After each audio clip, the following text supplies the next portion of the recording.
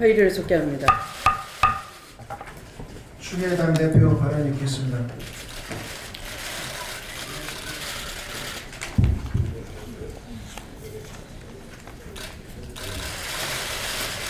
세월호 당일날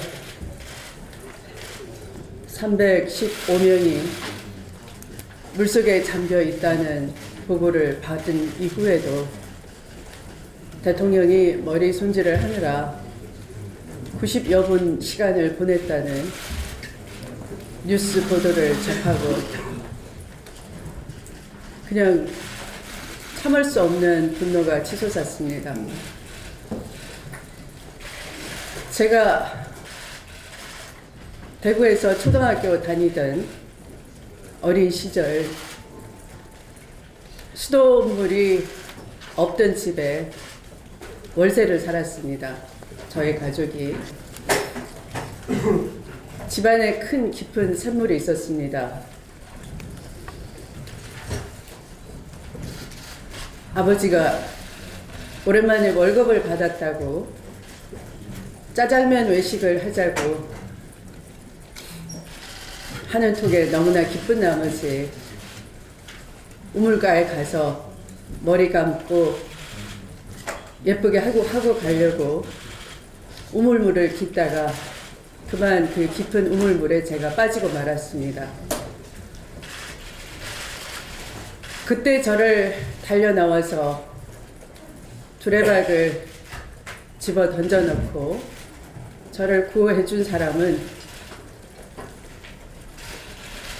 몇 년 동안 심장병을 앓던 안방의 주인 아주머니였습니다. 자리에서 벌떡 일어나 맨발로 뛰어나와서 두레박 줄을 집어넣어서 살려달라 소리치는 어린 저에게 구명줄을 내려주셔서 살려주신 겁니다.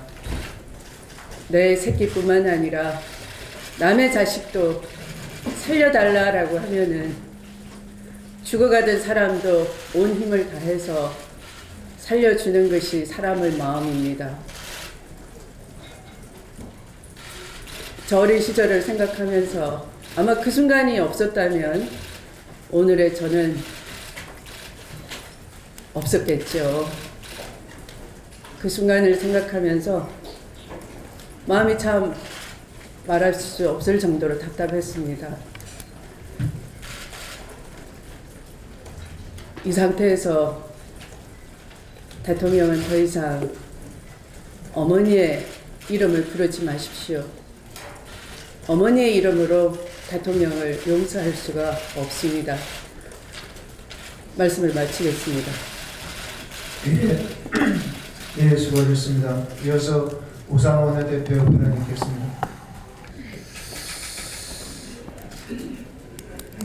어제 국정조사 청문회에서 보여줬던 재벌 총수들의 모습은 뿌리 깊은 정경유착을 근절하겠다고 하는 의지를 보이기보다 사법 처리를 피하기 위해서 고도로 기획된 면피성 발언들로만 일관했습니다. 모른다, 기억나지 않는다, 아랫사람이 했다, 앞으로 잘해보겠다.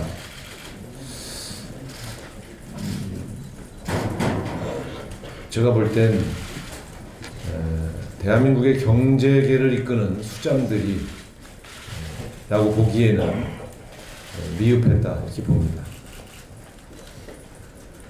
결국 답은 전경련을 해체해야 되겠다는 것입니다.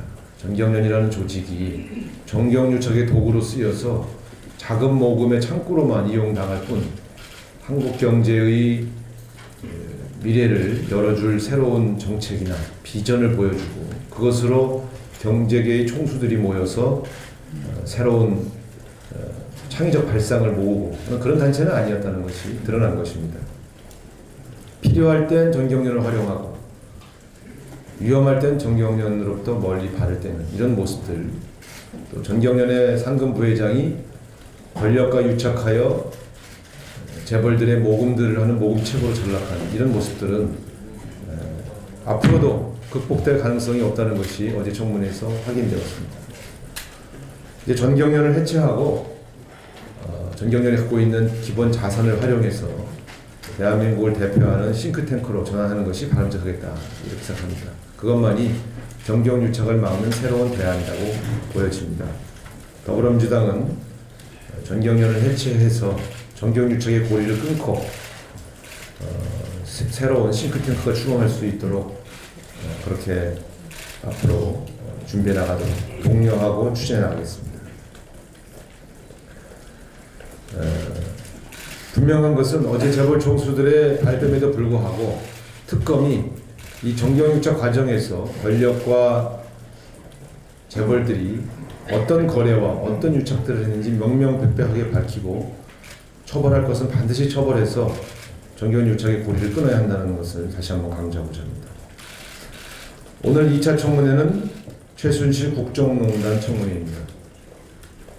그런데 이 국정농단의 주범인 최순실 일가가 그리고 문고리 3인방이 전부 불출석 사유서를 제출했습니다.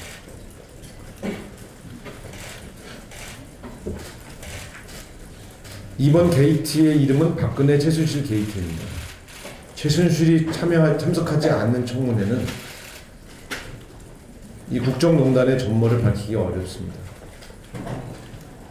말도 안 되는 이유로 구치소에 숨어 있겠다고 하는 최순실을 반드시 강제로라도 청문회장으로 끌고 나와서 명명백백하게 이분의 잘못을 밝혀야 할 것입니다. 오늘 국정조사 특위에서는 반드시 최순실 씨 출석을 강제하기 위한 수단을 동원해 주실 것을 다시 한번 촉구합니다.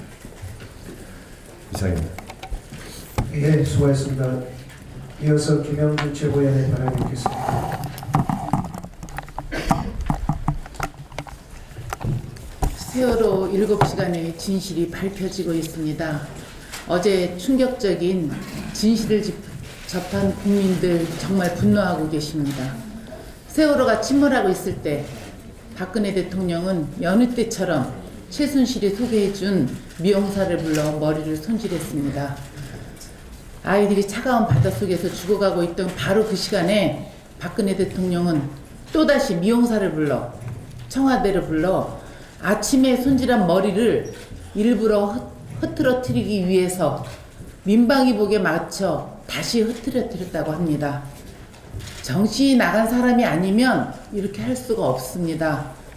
사람의 탈을 쓰고 그렇게 할 수가 없는 것입니다. 그동안 거짓말을 해온 청와대는 이 미용사가 1시간 동안 청와대에 머물렀다고 합니다. 아이들이 탄 배가 물속으로 가라앉고 있다 그러면 뭐 하던 머리를 풀어 헤치고라도 맨발로라도 중앙재난대책본부로 뛰어나왔어야 합니다. 그런데 연출된 머리로 중앙재난안전대책본부에 나와서 구명조끼를 입은 학생들이 그렇게 발견하기가 힘드냐고 그게 대통령의 첫 일성입니다. 세월호 7시간 진실의 일부를 접한 국민들은 분노하다 못해 많은 눈물을 흘리고 계십니다. 저도 마찬가지입니다. 박근혜 대통령이 우리 세월호 아이들을 죽인 것이나 다름이 없습니다. 아이들이 물속에서 죽어가고 있는데 연희 사람도 그렇게 못하는데 대통령이 머리를 하고 있다는 그 대한민국 현실이 정말 부끄럽고 한심합니다. 사람으로서 결코 용서받을 수 없는 죄를 지었습니다. 저는 지난달 11월 11일 최고위원회의에서 박근혜 대통령에게 세월호 7시간의 진실을 밝히고 만약 대통령으로서 국민의 생명을 지켜야 하는 헌법적 의무를 7시간 아니라 단 1초라도 방기했다면 국민들에게 사과하라고 요구한 바 있습니다. 아직도 숨기고 있는 나머지 시간에 진실을 밝혀주십시오. 그리고 지금 당장 청와대에서 나와 강화문으로 가서 대통령 때문에 967일 동안 고통받고 있는 세월호 희생자 유가족들에게 무릎 꿇고 사과하십시오. 국민의 생명을 지키라는 헌법 10조를 위반한 벌을 달게 받으십시오. 이상입니다. 예, 수고하셨습니다. 이어서 전해철 최고위원의 발언을 듣겠습니다. 국민은 국회를 향해서는 대통령의 탄핵을 요구하고 있고 대통령을 향해서는 조건 없는 즉각 퇴진 요구하고 있습니다. 국회에서 탄핵안 가결은 국회를 통해 대통령에 대한 민심의 요구를 재확인하는 계기가 될 것입니다. 대통령이 여당 지도부와 만나 탄핵이 돼도 담대하게 갈 각오를 하고 있다고 밝힘으로써 사실상 탄핵 의결 이유를 바라보겠다고 선언했습니다. 대통령이 국민과 야당이 요구하는 즉각 퇴진을 거부하겠다는 뜻을 분명히 하고 국면 전환을 위한 전략작에 들어감으로써 국민과 야당에게 전면전을 선포하며 맞서려고 하고 있습니다. 대통령은 탄핵안이 의결되면 즉각 대통령직에서 물러나야 합니다. 그것이 민심입니다. 퇴진 하야 시기를 연장하려는 어떠한 시도도 국민들이 용납하지 않을 것입니다. 국정농단 사태에 직간접적으로 책임 있는 사람이 지금 새누리당에 있습니다. 책임감을 가지고 자중에도 모자란 상황에 국정조사장에서 새누리당 이완영 의원의 부적절한 언행은 과연 새누리당이 민심을 헤아리는 책임 있는 정당인지 의심하게 합니다. 이완영 의원은 세월호 7시간 동안 대통령이 관저에 머문 사실을 2004년 김선일 씨 피난 사건과 비교하며 박근혜 대통령이 관저에 머문 사실을 옹호하고 있습니다. 사실이 아닐 뿐만이 아니고 적절하지 않은 비유입니다. 특히 박근혜 대통령에 대한 7시간에 대해서는 정확한 설명이 현재도 되고 있지 않고 나아가서 그 시간에 머리 손질을 했다는 새로운 사실이 밝혀졌음에도 불구하고 그 7시간에 대해서 옹호하는 것은 새누리당의 자세와 태도로 적절하지 않습니다. 새누리당은 탄핵안 의결에 대하여 당리 당략과 정치적 이해타산을 버리고 국민을 대표하는 개개의 헌법기관으로서 역사적 사명감을 가지고 임해야 할 것입니다. 우병우 전 수석이 송달 규정을 악용하여 아예 출석 요구서 수령을 거부하고 있습니다. 국민을 우롱하고 있습니다. 우병우 전 수석은 당당하게 국정조사에 나와 그동안의 국정농단의 책임자로서 어떠한 행위를 했는지에 대하여 설명해야 할 것입니다. 계속적인 증언 거부로 국정조사를 회피한다면 국민적 분노만 더 키울 뿐이라는 것을 분명히 합니다. 김영환 전 민정수석의 비망록에 의하면 김기춘 전 실장이 직권을 남용해서 국정에 부적절하게 개입했다는 사실이 여러 가지로 다양하게 보여지는 증거들이 나타나고 있습니다. 결국 김기춘 전 실장, 우병우 전 수석에 대해서 엄정한 수사, 구속 수사를 하는 것만이 국민적 의혹을 해소함과 동시에 그 책임을 합당하게 지게 하는 것일 겁니다. 이상입니다. 예, 수고하셨습니다. 이어서 최인호 최고위원의 발언이 있겠습니다. 대통령이 어제 새누리당 이정현 대표, 정진석 원내대표와 회동했습니다. 왜 네 번째 담화가 아니고 새누리당의 두 대표와 면담을 합니까? 이제는 대국민 담화도 못하는 대통령이 되어버렸습니다. 전국에 230만의 국민들이 운집했고 대통령은 지난 주말에 청와대에서 즉각 퇴진하라는 주권자인 국민의 준엄한 명령을 똑똑히 들었을 것입니다. 대통령은 새누리당 두 대표와 회동할 것이 아니라 국민 앞에 직접 서서 즉각 퇴진하겠다고 입장을 밝혔어야 했습니다. 그러나 대통령은 4월 퇴진을 거론하며 국민의 명령을 거부했습니다. 심지어 탄핵이 가결되더라도 담담하게 갈 각오가 되어 있다. 가결된 상황에서 할 수 있는 모든 노력을 다하겠다며 헌법재판소에서 법리적 다툼을 불사하겠다는 의지를 천명했습니다. 아직도 국정농단, 헌법유린과 법률 위반을 인정하지 않고 최소한의 반성조차 하지 않는 대통령에게 국민들은 더욱더 분노하고 있습니다. 어제 대통령의 두 여당 대표와의 면담은 새누리당이 탄핵안을 부결시켜달라는 노골적인 정치적인 요구입니다. 이에 이정현 대표는 대통령의 뜻은 사임이라며 탄핵 부결을 업소했습니다. 새누리당 내부에서조차 확산되는 탄핵 찬성 흐름을 돌려세우려는 마지막 몸부림이며 국민과 맞서 싸우겠다는 대국민 선전포고일 뿐입니다. 국회는 끝없이 국민과 맞서는 권력을 심판해야 됩니다. 한치의 흔들림도 없이 단호하게 탄핵안을 가결시켜야 됩니다. 새누리당 의원들에게 호소드립니다. 국민들의 명령에 친박이니 비박이니 구분은 무의미합니다.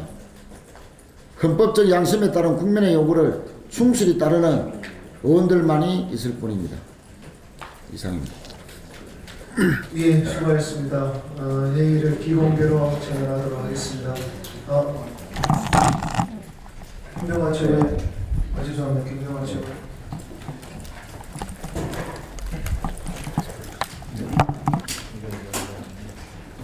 정경련을 설립한 것은 그 할아버지 이병철 회장이었습니다. 그리고 지금 회장은 아니었지만 올해까지 가장 많은 회비를 납부하면서 정경련을 유지해 온 것은 바로 삼성이었습니다. 그런데 어제 이재용 부회장은 정경련 해체와 관련된 질문에 대해서 마치 자신은 책임도 없고 권한도 없는 것처럼 대답을 했습니다. 어불성설이고 책임 회피입니다. 지금까지의 과오를 진정 뉘우친다면 정경련 해체에 이재용 부회장이 직접 앞장서야 합니다. 그리고 또 어제 미래전략실을 해체하겠다고 얘기를 했습니다. 수백조 원의 자산을 가진 또 수백 개의 자회사를 거느린 회사가 그 컨트롤 타워 없이 굴러갈 수는 없습니다. 아마도 지금은 시끄러우니까 조직을 축소했다가 다시 시간이 지나면 슬그머니 그 조직을 확대해 나갈 것입니다. 10여 년 전에 그 아버지 때도 비슷한 일이 있었기 때문에 충분히 예상할 수 있습니다. 미래전략실의 문제는 미래전략실이 그룹의 컨트롤 타워 역할을 하고 있기 때문이 아닙니다. 책임이 없는 조직에서 자회사를 동원해서 온갖 비리를 저지르는 데 앞장서는 데에서 그 문제점이 있습니다. 미래전략실이 일종의 비선 역할을 하기 때문인 것입니다. 조직을 투명하게 관리하고 자회사들의 부정 비리를 앞장서서 감시하고 통제하는 역할을 해야 할 조직으로서 그 역할을 제대로 하지 못했기 때문입니다. 미래전략실의 문제를 제대로 인식하지 못한 상태에서의 단순한 해체는 또 다른 문제를 일으킬 것입니다. 현실을 제대로 보고 대응해 주시길 부탁드리겠습니다. 이상입니다. 예,